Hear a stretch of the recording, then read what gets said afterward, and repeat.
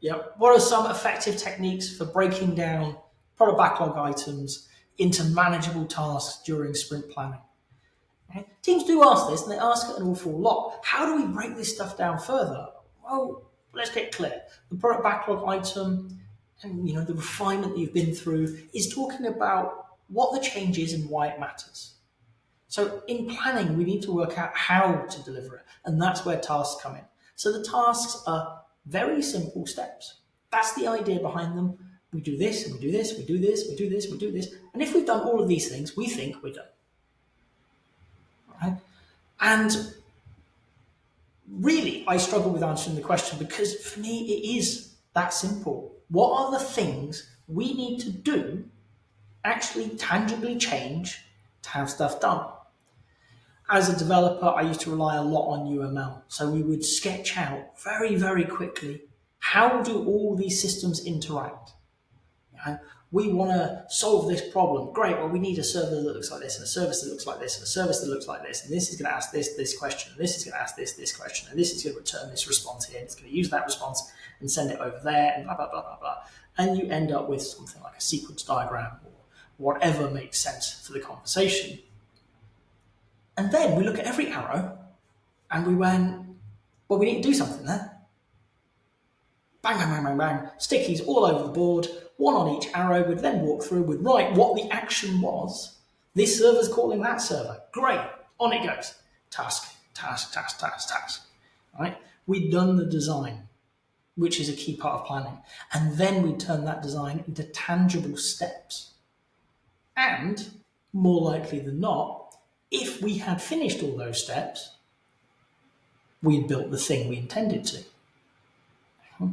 So take the simple route. For a lot of these things, people overthink them.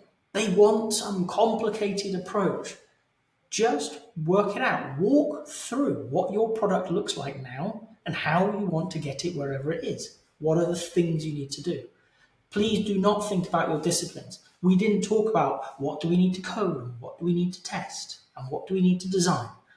Because all of those things together became useful. One of them on its own didn't. Individuals could pick up tasks. Multiple people could pick up tasks. What needs to happen to get the work to a professional quality, good enough to be given to your customer? All of that stuff, all of it, they're the tasks. And you could choose to say, I'm going to build this call, and I'm going to test this call, and I'm going to design this page. Or you could just say, we need to make this work. This way, this way, this way, this way. Okay. Play around with the ideas. That is one example. There are many, many ways of doing this, okay?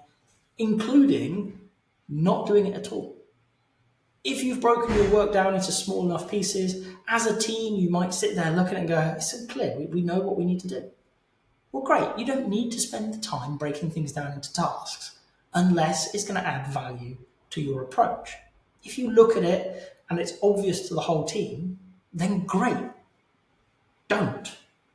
But if it's going to add value, that discussion that comes out from tasking is also designing. It's planning how to solve the problem, crafting your product, your future product, should I say, in a way that shares knowledge and understanding. For me, very often when we're talking about tasking out and planning, people think that I'm going to be focused on what are the steps that we need to take. And that's a useful byproduct of the important part, which is the conversation. How often have you at work looked at something and gone, I don't know how to solve this. I don't know because somebody else has made the decision in a room that I wasn't in. Planning is about stopping that. Breaking things down into tasks is about inviting the whole team into that conversation so that when this piece of work becomes the important piece, anybody, in theory at least, could start work. They can get something going.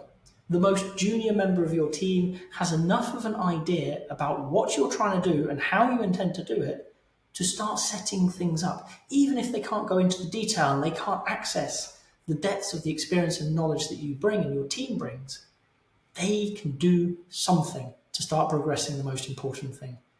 What we want to do is when we're tasking things out, when we're breaking things down into smaller pieces, is remember, this is about sharing an understanding of how we as a team intend to solve this problem so that everybody can help.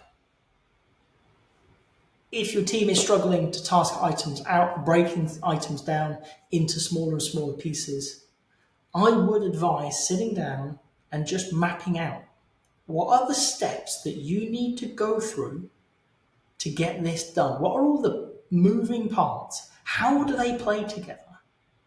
Because that is going to give you a very good idea of at least a starting set of tasks to understand the problem better and ensure that everybody has the same idea of what the plan is.